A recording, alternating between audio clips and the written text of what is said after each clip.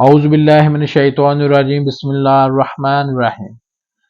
صحیح بخاری حدیث نمبر 19 رسول اللہ صلی اللہ علیہ وسلم نے فرمایا، وہ وقت قریب ہے جب مسلمان کا سب سے عمدہ مال اس کی بکریاں ہوں گی، جن کے پیچھے وہ پہاڑوں کی چوٹیوں اور برساتی وادیوں میں اپنے دین کو بچانے کے لیے بھاگ جائیں گے۔ اعوذ باللہ من الشیطان الرجیم، بسم اللہ الرحمن الرحیم۔ صحیح بخاری حدیث نمبر 20 رسول اللہ صلی اللہ علیہ وسلم لوگوں کو کسی کام کا حکم دیتے تو وہ ایسا ہی کام ہوتا جس کے کرنے کی لوگوں میں طاقت ہوتی۔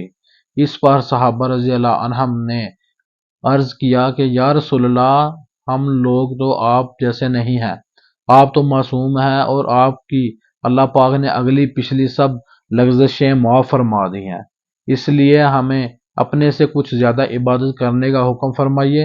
یہ سن کر آپ ناراض ہوئے، حتیٰ کہ خفگی آپ کے چہرے مبارک سے ظاہر ہونے لگی۔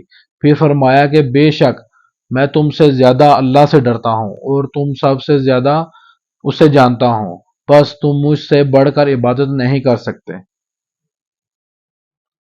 اعوذ باللہ من الشیطان الرجیم، بسم اللہ الرحمن الرحیم۔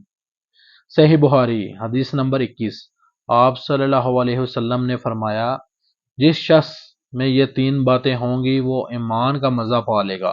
ایک یہ کہ وہ شخص جسے اللہ اور اس کا رسول ان کے ماں سوا سے زیادہ عزیز ہو، اور دوسرا یہ کہ جو کسی بندے سے محض اللہ ہی کے لیے محبت کرے، اور تیسری بات یہ کہ جسے اللہ نے کفر سے نجات دی ہو، پھر دوبارہ کفر اختیار کرنے کو وہ ایسا برا سمجھے جیسا آگ میں گر جانے کو برا جانتا ہے۔